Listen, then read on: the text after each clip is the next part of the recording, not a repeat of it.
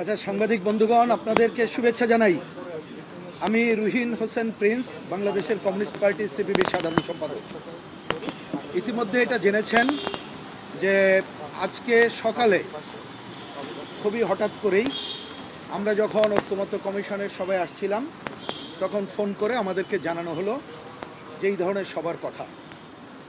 আমরা আপনাদের নিশ্চয়ই অতীত দিনে আমাদের কথা মনে আছে, আমরা প্রথমে পরিষ্কারভাবে জিজ্ঞেস করেছি যে এই সরকার 8ই আগস্ট ক্ষমতায় নেওয়ার পরে 12 তারিখে আমাদেরকে যখন ডাকলেন 12ই আগস্ট, আমরা ওনাদেরকে বলেছিলাম, কতগুলো কথা বলতে গিয়েছিলাম, আমি অন রেকর্ড বলতে চাই। ওনারা আমাদেরকে কথা বলতে দেন নাই, বললেন আজকে থাকুক, আপনারা দরকার হলে সরকারের 30 দিনের কাজ, 60 দিন, 90 দিনের কাজ নিয়ে আলোচনা শুরু করব, তখন আসবেন। এবং এটা 1 সেপ্টেম্বর থেকে শুরু করবে 2024। সেই 1 সেপ্টেম্বর এখনো আসে নাই। ওনারা হুটহাট করে এক একটা সংকট হয় দেশে, তখন ডাকেন এবং শো করেন সবাই একমত।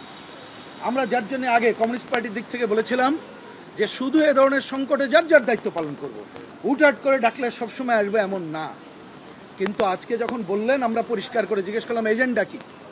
ওনারা বললেন এজেন্ডা হচ্ছে এখন দেশ একটা সংকটপূর্ণ আছে, এই সংকটে করণীয় কি, এইটা এই হবে এজেন্ডা। যিনি ফোন করেছিলেন, তা আমরা অল্প সময় ছিল সুনির্দিষ্ট করে এই কথা বলেছি, সেটাই আপনাদের কাছে উত্থাপন করতে চাই। আজকে ওই কারণে এসেছি এবং সেই কথা বলেছি। আমি বলতে যে শুধু আমি নোট নিয়েছি, এই জন্য নোটটাকে একটু করি। আমাদের মাননীয় প্রধান উপদেষ্টা, তিনি, আমি যেটা বুঝেছি, তিনি শুরু করেছেন যে তিনি উৎকণ্ঠিত, পরে আর গেলাম না, শেষ করলেন আমাদের কথা শোনার পরে এই কথা বলেই যে আমরা একটা সঠিক নির্বাচন যাতে করতে পারি সেই দিকে আগাবো এবং এটি সবাই মিলে করতে হবে। শুধু পুলিশের উপরে নির্ভর করলে হবে না, জনগণের উপরে নির্ভর করতে হবে। রাজনৈতিক দল আপনারা আছেন, আপনাদের সাথে আমাদের যোগাযোগ বাড়বে, আমরা এই দিকে যাব। উনি এইটা শুরু এবং শেষ করেছেন। আমি যেটা বুঝেছি সেটা এবার তুলে ধরলাম। এবার আমাদের দিক থেকে কি বলেছি, আমরা প্রথমে পরিষ্কার করে বলেছি, সময়ের কথা আপনারা শুনেছেন, সময় বেশি ছিল না, তারপরেও আমরা পরিষ্কার করে যে কথাটা বলেছি সেই কথা হলো যে আমরা যে গণ অভ্যুত্থানটা করলাম এবং গণ অভ্যুত্থানের যে স্বৈরাচারের পতন ঘটালাম, তাহলে এর বিপরীতে আমাদের কার্যক্রমে যদি স্বৈরাচারী প্রবণতা থাকে, আমরা যদি জনগণকে সুশাসন না দিতে পারি, জনগণের অধিকার প্রতিষ্ঠা না করতে পারি, তাহলে মানুষের মধ্যে প্রশ্নবোধক চিহ্ন হবে এবং আমাদের অসচেতন মানুষের কেউ কেউ এই কথাও বলতে পারে আগেরটা ভালো ছিল। সুতরাং আপনাকে এমনভাবে কাজ করতে হবে, আপনাকে এবং টিমকে, যাতে মানুষ এই কথা না বলতে পারে। দ্বিতীয়ত বললাম সম্প্রতিকালে, তাহলে পজিশন সুশাসন দেওয়া ছাড়া মিষ্টি কথায় চিড়ে ভেসবে না। এবার আমরা বললাম সম্প্রতিকালে গোপালগঞ্জের এবং মাইলস্টোন, দুইটা গুরুত্বপূর্ণ ঘটনা। গোপালগঞ্জের ঘটনা, কে না জানে ওইখানে কি পরিস্থিতি, তা আমরা প্রশ্ন করলাম। ওইখানে যাওয়ার আগে নিশ্চয়ই আমরা জানি ওইখানে পতিত শক্তি, তারা, আমরা বিবৃতি দিয়েছি, একটা সভা সমাবেশের অধিকার নিশ্চিত করা দরকার প্রশাসনের, পুলিশের গাড়ি পোড়ানোর অধিকার কারণ নেই, তারা এই কাজ করছে। কিন্তু কেন বক্তব্য বিবৃতি এমন দলের দিক থেকে দেওয়া হলো যা উস্কানিমূলক, এবং এই দলটি অনেকে মনে করেন আপনার প্রশ্রয় আছে, ওনার সামনে এই কথা বলেছে। সুতরাং এই ধরনের ঘটনা বলি এই সমস্ত জায়গায় সংকট তৈরি করে।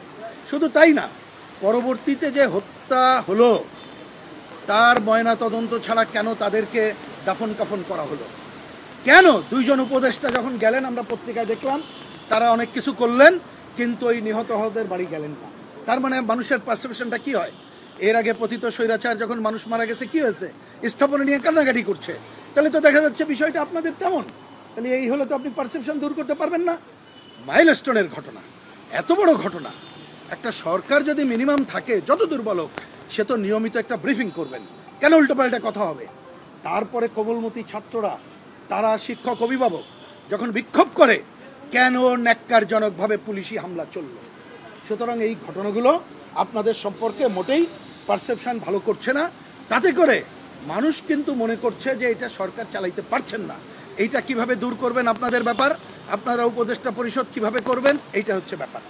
ওনারা একটা কথা আর একটা বললাম যে আপনি দেখলাম প্রেস অনেক জায়গায় এইখানে এসে বলেন শুধুমাত্র পতিত শক্তির কথা। নিঃসন্দেহে পতিত শক্তি তারা তো নানা ধরনের সুযোগ নিতে চাইবে, কিন্তু আমরা বলেছি তিনটা শক্তি সম্পর্কে সচেতন থাকতে হবে এবং এই ব্যাপারে আপনাদের দায়িত্ব পালন করতে হবে। একটা হচ্ছে পতিত স্বৈরাচার, তারা যদি আসতে চায় সবাই মিলে মোকাবেলা করতে হবে, কিন্তু দেশের মধ্যে অগণতান্ত্রিক শাসনে বেড়ে ওঠা অপশক্তি আছে, তাদের বিষয়ে সচেতন থাকতে হবে, তাদেরকে প্রশ্রয় দেওয়া চলবে না। যদি মনে হয় প্রশ্রয় দিচ্ছেন সংকট হবে। আর একটা পরিষ্কার করে বলেছি আধিপত্যবাদী এবং সাম্রাজ্যবাদী শক্তি, ওনাকে কংক্রিট বলেছি, এই যে আমেরিকার সাথে যে অসম বাণিজ্য চুক্তি, এইখানে রাখাইনকে যে করিডোর দেওয়া, বন্দর দেওয়া, এইগুলো আধিপত্য এবং সাম্রাজ্যবাদের নিদর্শন। এইগুলো যদি আসে এবং আপনি যদি নীরব থাকেন বা প্রশ্রয় দেন, তাহলে কিন্তু অন্যরা সুযোগ পেয়ে যাবে। সুতরাং পথ একটাই, সুশাসনের জায়গায় আসা, আর এইটা করার জন্য আমাদের সামনে একটাই পথ, দ্বিতীয় কোনো পথ আর নাই, কারণ আপনারা তো সব কিছু পারলেন না। সুতরাং সুনির্দিষ্ট নির্বাচনের তারিখ ঘোষণা করার জন্য নির্বাচন কমিশনকে বলে দেন, এবং নির্বাচন কমিশন সেই পথে যদি হাঁটে, আমরা যদি সবাই মিলে হাঁটতে পারি সহযোগিতা করে, তাহলে সংকট দূর করতে পারবো। এবং আপনি কোনো কোনো দলের প্রতি আপনার মায়া মমতা বেশি এবং আপনার দল হিসাবে যদি চিহ্নিত হয়, তাহলে এই সংকট থাকবে। আশা করি সেটি করবেন না। এই কথা বলে আসছি, উনি বলেছেন, ধৈর্য ধরে শুনে বলেছেন। আমরা আগামীতে দেখি কি করা যায়। আমরা আশা করব যদি ওনারা পজিটিভ ভূমিকা নেয়, আগামীতে ডাকলে হয়তো বা আসবো। যদি দেখি এই কথা শুনে কাজ হচ্ছে না, ডাকলেই আসবো, এমনটি চিন্তা করলে ভুল করবে। ধন্যবাদ সবাইকে।